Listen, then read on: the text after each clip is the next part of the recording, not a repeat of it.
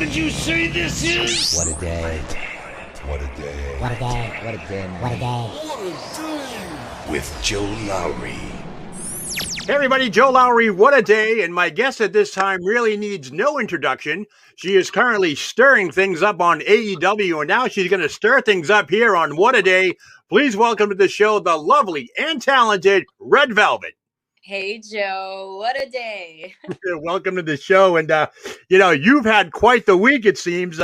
Your segment this past week on AEW Dynamite, Cody Rhodes, you and Arn Anderson and Tony Schiavone, highest rated segment of the night. Obviously, another ratings winner for AEW.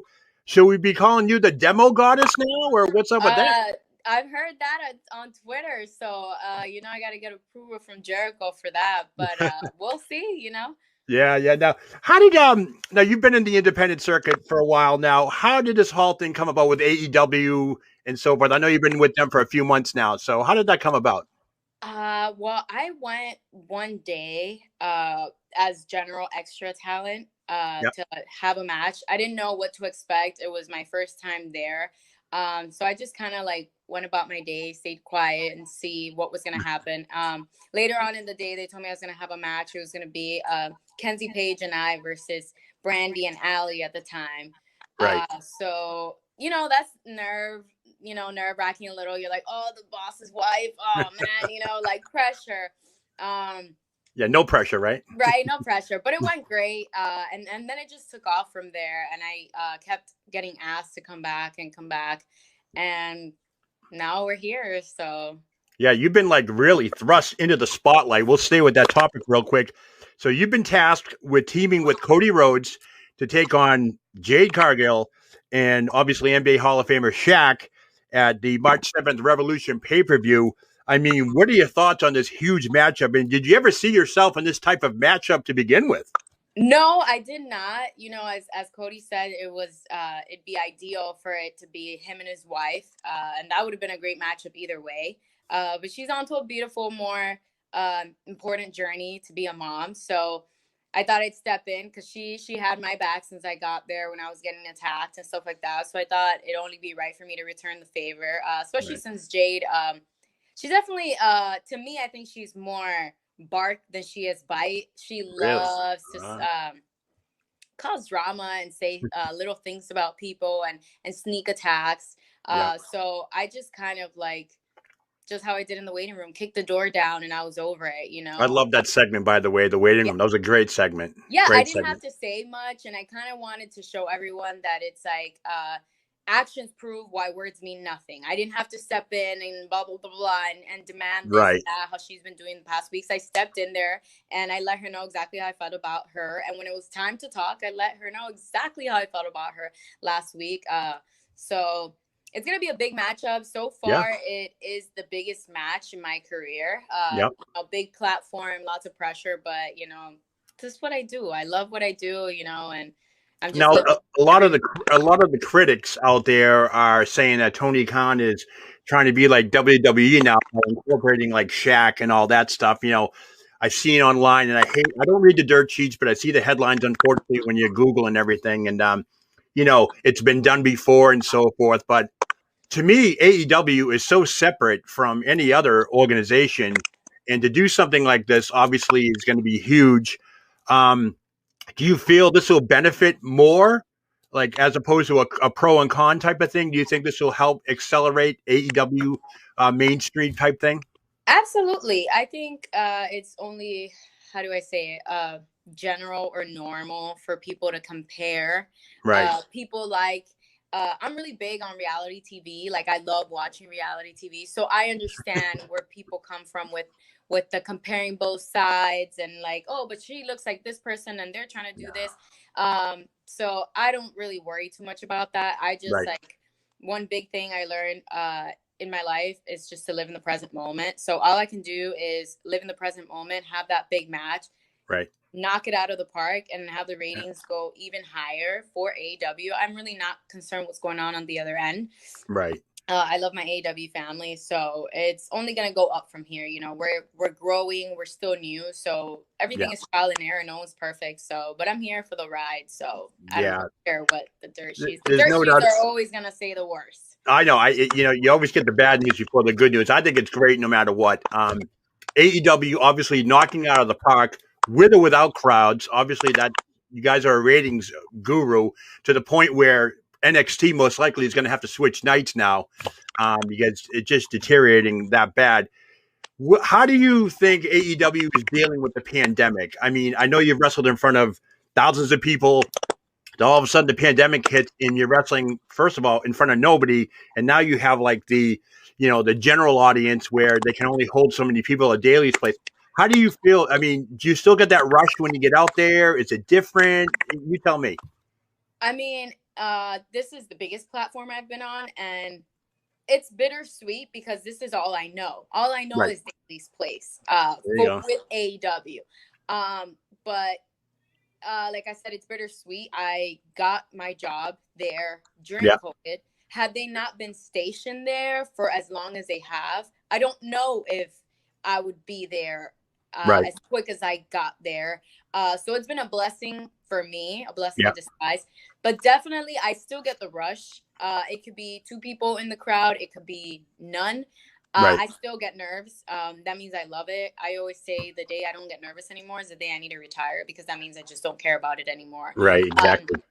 So I think for now, they've done a great job at just staying in the public eye. People are tuning in no matter what. People are watching, AEW Dark, Dynamite. So it's a tough time, but I think Tony has made the best of it with what he can. And it's been going great. Yep. So. Yep. Now, switching gears again, going back to the big tag team match, when did you find out that you were going to be filling in, well, basically substituting for Brandy Rhodes when she found out she was having a baby? Did you know all along, or is this something that was No, I actually did not know. That was something very sacred and very private to their family. So when the entire world found out that day that it was announced, I found out as well. Wow.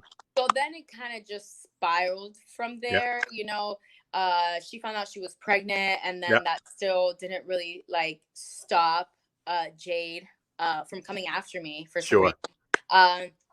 So I think it was only logical that I got chosen to fill in for her. I don't know what the future would have held, if that was the thing they've always wanted, or if it was because I've been aligning with her.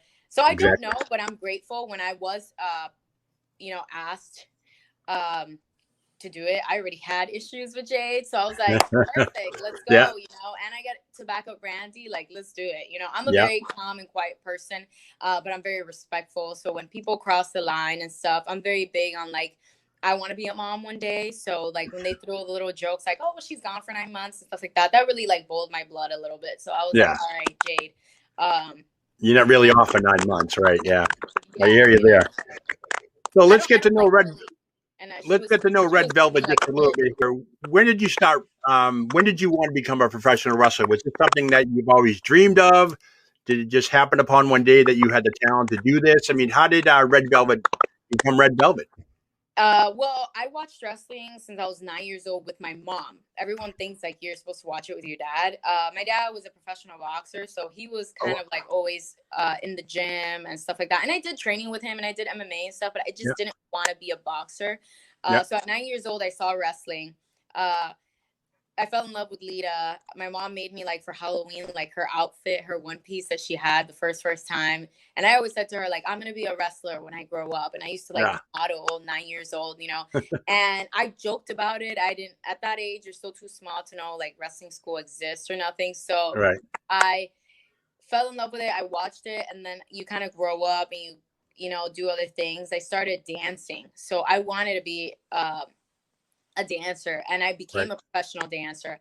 And then one day I was just I started watching wrestling again, and I'm man, I've always been a sports person because that was how I was raised with my dad in boxing, but I love to dance and I love to entertain, and I'm what better way? I can fight and I can entertain and I can be beautiful and do all my dance things. Let's do it. So 2015 I tried out for a show, and it just took off from there. I wasn't like put on the show, but Right. everyone was like, you need to wrestle. Like, you always watched them when you were little. And now when like high school people or elementary, my friends I only had guy friends who watch wrestling, so I was protected. I hung out with the boys. I've had people hit me up even from elementary, and they're like, I clicked TNT and like you're on TV. Like, I can't believe it. We joked about it in 3rd grade, and like, That's here awesome. we are. And it just came full circle, you know. So did you have any formal training with anybody, or did you just learn on your own? No, I started training with first with La Rosa Negra. She's gonna be at the Mission Pro show. She has actually champion. I started training with her. Then she put me in the hands of my other trainer, JB, because she went to Japan. Okay. So that was awesome for her. She went over to Japan, and then I started training with him. And yeah, I've just had them two as my trainers. I've had really good mentors along the way. Excellent. Yeah, so I can't complain. It's been great. Awesome. Now, have you been ever approached with WWE at all, or been involved with that side of the business, or has it just been strictly indies and AEW? Well, I just did the indies. I think everyone's assumes I should have been in WWE because of my father-in-law or my fiance. But they know very well I like to do things on my own. So when AEW came along, I was happy because I was separate from them. Not for nothing, they've done great things, and as my father-in-law in WWE, nothing to them, but I just felt at home in AEW, and I earned it all. I hear that a lot more than not. So So, by the way, congratulations on your engagement. I do believe you guys are going to engage in December. Congratulations. And of course, whenever I hear the name Briscoe, I go right back to. I know I'm kind of older than you, but I do remember the Briscoe brothers growing up. Even though I was relegated to Northeast Wrestling, I always read the wrestling magazines and always wondered who these Briscoe guys were. And then they came up here, and it was great. But so to have that in the family and so forth, that's got to obviously be a plus for you, training wise, preparing, storytelling, and all that. Does that work out well for you? Yeah. My father-in-law has been amazing with just like the overall advice. Wes is too. He gets tired of me watching wrestling so much.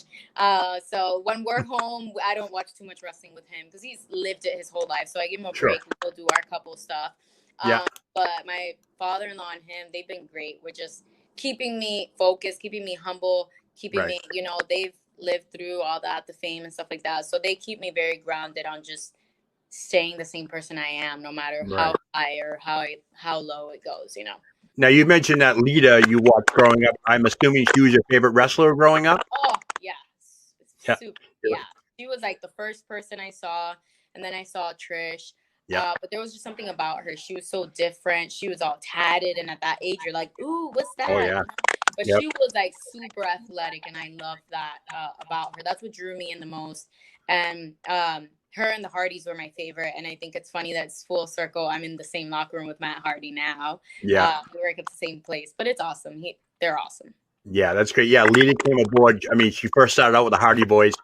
Of course, I go back to pre-Hogan, post-Hogan, Attitude Era, and to me, her, Medusa, Trish, they were all trailblazers, which no doubt paved the way for talent such as yourself and so forth.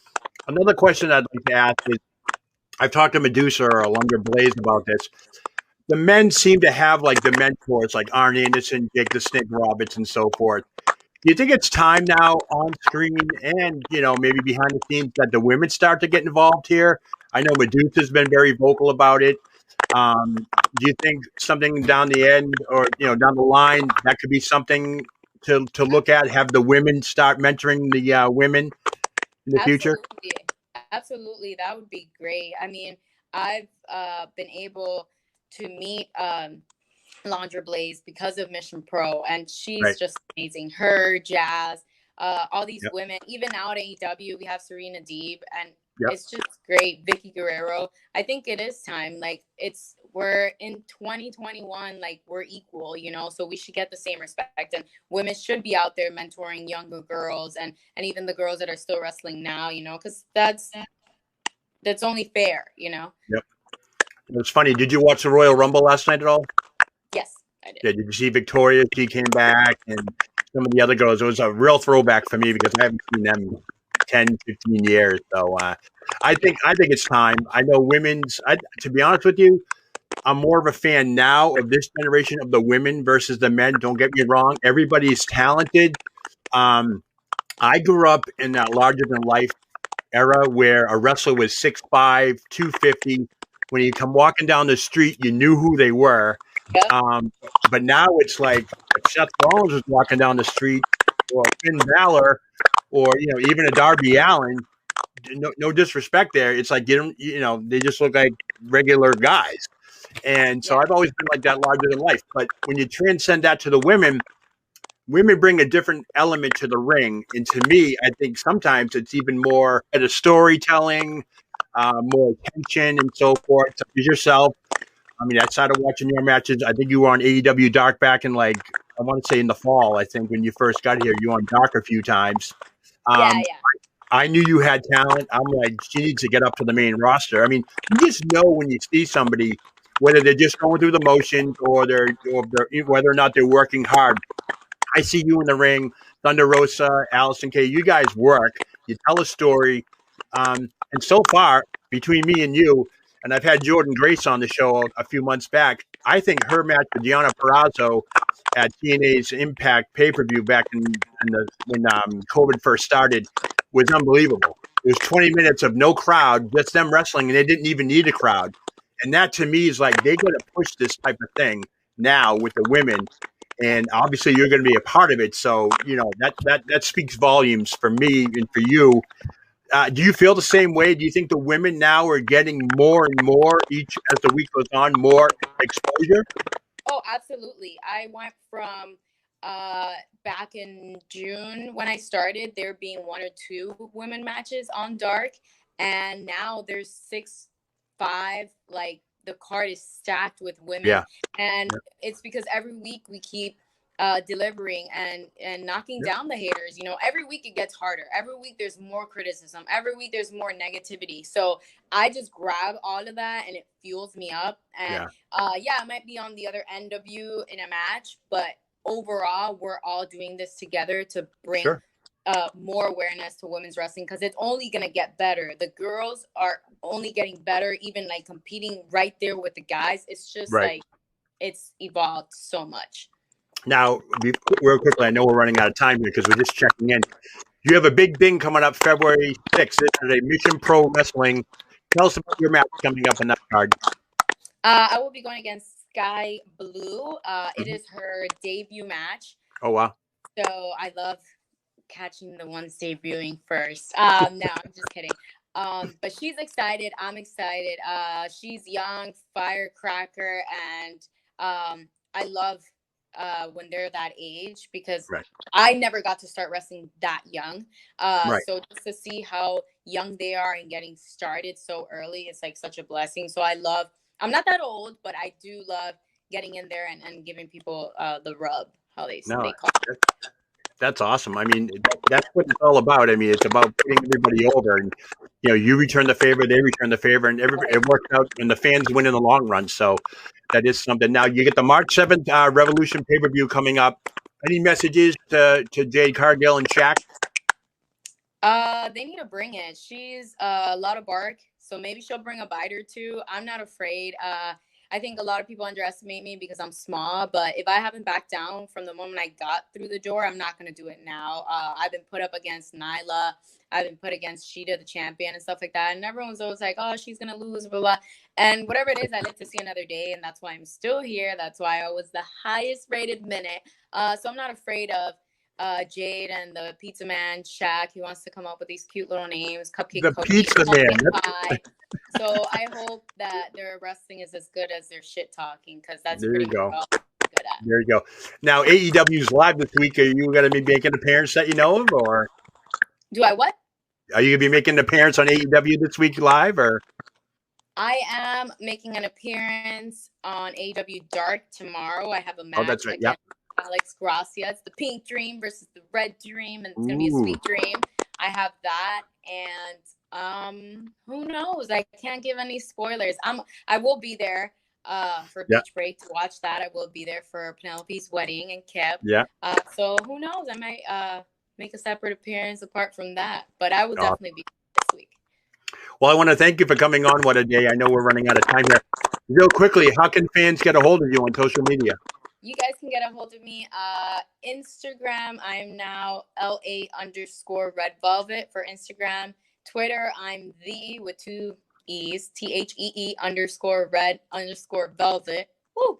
You guys can find my old stuff on YouTube. You can book me now on Cameo. Valentine's Day is coming up, so I can either send your boyfriend or girlfriend a cute message or help you break up with them. Nice. Is that popular, the breakup ones? No, I have yet to get one of those. It'd be pretty funny. I'm waiting for it still, but I haven't gotten one of those yet. Just a lot of birthdays. That's good. So you guys can book me on Cameo. You can Nice. purchase some of my T-shirts on Pro Wrestling Tees. And if you're in Texas, it's still not too late. You guys can come over to Mission Pro. Other than that, catch me on AEW Dark, catch me on AEW Dynamite. And thank you so much, Joe, for having me. What a day, right? What a day. Well, Red Velvet, I want to thank you for coming on What a Day. I'm sure we'll check in later on down the line. Who knows? Mission Pro Wrestling, AEW. It seems like you have tremendous success now, and then you're going to have it. It looks like the sky's the limit for you. I wish you the best of luck, as well as you and your fiance, Wes, on the future as well. But we'll be in touch, and I want to thank you for coming on. Thank you so much for having me. All right. I'm Joe Lowry, everybody. What a day.